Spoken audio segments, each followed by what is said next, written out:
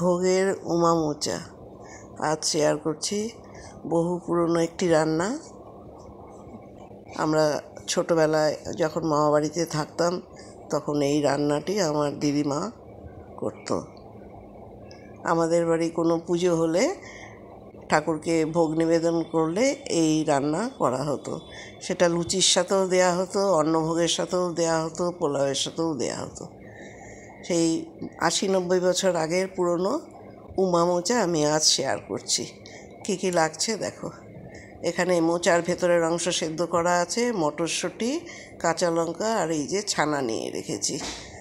আর লাগছে গরম মশলা, 2টো তেজপাতা, আলু লাগবে। চলো আমি দেখিয়ে দেবো। এখানে ছানা আছে আর দিয়ে দিচ্ছি ছানার মধ্যে। এখানে লাগছে আদা বাটা, কাঁচা লঙ্কা বাটা একটু দিয়ে দিলাম।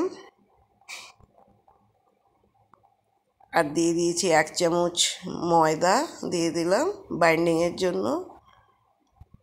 সামান্য নুন দেব, দিয়ে এই ছানাটাকে আমি ভালো করে মেখে নেব। সামান্য পরিমাণ মতন নুন দিয়ে দিলাম। এবার দেব সামান্য হলুদ, দিয়ে ভালো করে মেখে আমি এগুলোকে বড়া বানিয়ে নেব। আর এখানে 1 চামচ জিরে শিলে বাটা আছে, 1 ইঞ্চি আদা, 2টো কাঁচা লঙ্কা। যেহেতু বহু পুরনো রান্না এবং এটা শিলেই বাটা হতো, তাই আমি শিলে বেটে নিয়েছি।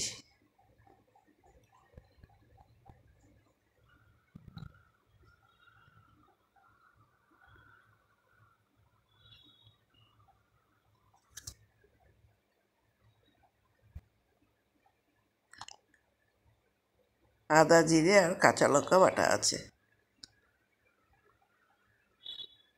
এবার এই ছানার বড়াগুলো আমি করে নিচ্ছি। ছোট ছোট করে ছানার বড়া আমি করে নিয়েছি। রান্নাটা সরষের তেলে করছি। আমাদের ছোটোবেলায় এটা ঘিতে হতো, কিন্তু শারীরিক কথা চিন্তা করে ওই জন্য আমি এটা সরষের তেলে করছি। আর ঘি মিশিয়ে করব, কিন্তু আমার দিদা এটা সম্পূর্ণ ঘিতেই রান্না করতো। কিন্তু এখন তো এত ঘি খাওয়া ঠিক নয়, তাই আমি সরষের তেল আর ঘি মিশিয়ে রান্নাটা করছি। দেখো, বড়াগুলো উঠিয়ে নিলাম, নিয়ে আবার ওখানে সর্ষের তেল আর ঘি দেওয়া আছে, আমি আবার সামান্য ঘি দিয়ে দিলাম এই তেলের মধ্যে।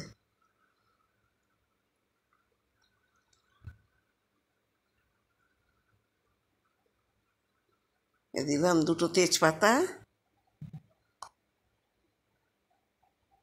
2টো শুকনো লঙ্কা দিলাম, এটাতে জিরে ফোড়ন হবে না। আর দিলাম 2টো দারচিনি, 2টো এলাচ ফাটিয়ে দেব। হ্যাঁ, ফাটিয়ে 2টো এলাচ দিলাম, দিয়ে একটু ভালো করে নেড়ে চেড়ে নেব। আর আমি বড় সাইজের একটা আলুকে একটু ভাপিয়ে নিয়েছি। 80% ভাপানো আছে আর কি, পুরোপুরি একদম সেদ্ধ করিনি, 80% সেদ্ধ করে নিয়েছি। এবার আমি আলুটা দিয়ে দিচ্ছি, ছোট ছোট টুকরো করে নিয়েছি মোচার পরিমাণ অনুযায়ী, কারণ মোচার কিন্তু আমি ভেতরের অংশটাই ভালো করে সেদ্ধ করে নিয়েছি। এবার দেখো, এখানে গোবিন্দভোগ চাল 2 চামচ নিয়েছি, সেটা আমি দিয়ে দিলাম, ধুয়ে রেখেছি। গোবিন্দভোগ চালটা দেব, দিয়ে ভালো করে আলু দিয়ে ভেজে নেব। এটা বহু পুরনো রান্না, আমাদের বাড়িতে পুজোর সময় করা হতো। এই দেখো, এবার মটরশুঁটি দিয়ে দিলাম, দিয়ে ভালো করে নেড়ে চেড়ে নেব। এটা আমার দিদাও তার মায়ের কাছ থেকে শেখা, প্রায় ৮০-৯০ বছর আগের বহু পুরনো রান্না উমা মোচা আমি শেয়ার করছি। দিলাম 2টো কাঁচা লঙ্কা ফাটিয়ে দিলাম। খুবই সুস্বাদু এই রান্না। এটা যেমন লুচি দিলে তার সাথেও ভালো লাগে, আবার অন্নভোগের সাথেও ভালো লাগে, আবার পোলাওয়ের সাথেও ভালো লাগে।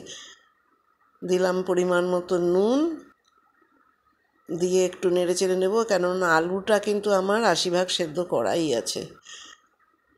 দেখো কিভাবে করছি। এটা তো ঘিয়ে হতো, এখন আমি ঘিয়ে করছি না, আমি সামান্য ঘি দিয়েছি। আর দিলাম হলুদ, দিয়ে নেড়ে চেড়ে নেব। আর এটা শিলে বেটে নিলেই বেশি ভালো হয়, জিরে, আদা আর কাঁচা লঙ্কাটা। মোচার পরিমাণ অনুযায়ী, আমার মোচা একদম কম, তাই আমি এরকমভাবেই করে নিচ্ছি। যে যেখান থেকে ভিডিওটা দেখছো সবাইকে আন্তরিক শুভেচ্ছা। বহু পুরনো রান্না একটা শেয়ার করলাম, এটা তোমাদের অনেকেরই কাজে আসবে ঠাকুরকে ভোগ নিবেদন করার সময়। অনেকেই আমরা অনেক রকম তরকারি করে ঈশ্বরকে দিই, এটাও একটা তার মধ্যে আসলো, দেওয়া যাবে। সামনে দুর্গাপুজো, তাই আমি এই ভোগের উমামোচাটা শেয়ার করলাম।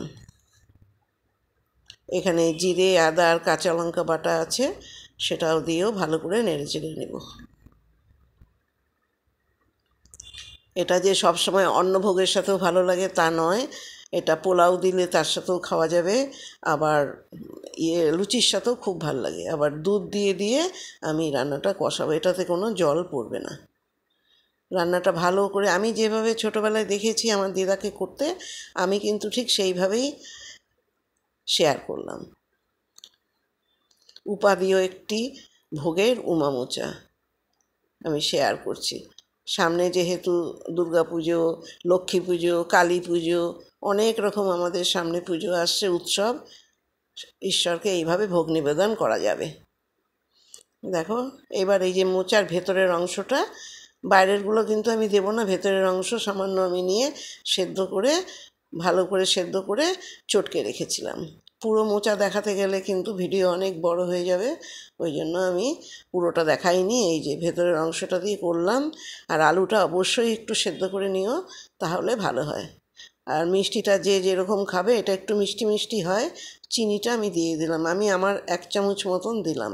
আর রান্নাটা পুরো ঘিয়ে করতে পারলে খুবই ভালো, কিন্তু আমি পুরোটা ঘিয়ে করলাম না, আমি সর্ষের তেল আর ঘি অল্প সামান্য দিলাম, দিয়ে করলাম। আবার একটু ঘি দেব নামানোর আগে, ভালো গন্ধটা থেকে যাওয়ার জন্য। কেমন লাগলো কমেন্ট করে আমাকে জানিও। ঠাকুরের আশীর্বাদে সবাই খুব ভালো থেকো, সুস্থ থেকো। এখন তো খুব একটা রান্না আমি দেই না, দেখো, তাও আমার মনে হলো সামনে অনেক রকম আমাদের উৎসব আসছে, পুজো আসছে, সবাই এইভাবে একবার ঠাকুরকে ভোগ নিবেদন করতে পারবো। আমরা অনেক কিছু পাঁচমিশালি তরকারি, আমরা অনেক কিছু দিয়ে থাকি, একবার এইভাবে ভোগের উমামোচা করে দেখো। আমি নাম দিয়েছি যেহেতু সামনে দুর্গাপূজা, তাই উমামোচা। এটা মা দুর্গাকেও ভোগ নিবেদন এইভাবেই করা যেতে পারে। এবার আমি বড়াগুলো দিয়ে ভালো করে নেড়ে চেড়ে নিলাম। দেখো, খুবই ভালো লাগে খেতে। এবার আমি একটু গাওয়া ঘি দিয়ে দিলাম, এইটা দিলে খুব করবে ঘিয়ের গন্ধ, আর দারুণ হয় খেতে। একবার সবাইকে অনুরোধ করব এইভাবে করে দেখো, তারপরে আমাকে কমেন্ট করে জানিও কেমন লাগলো উমামোচা।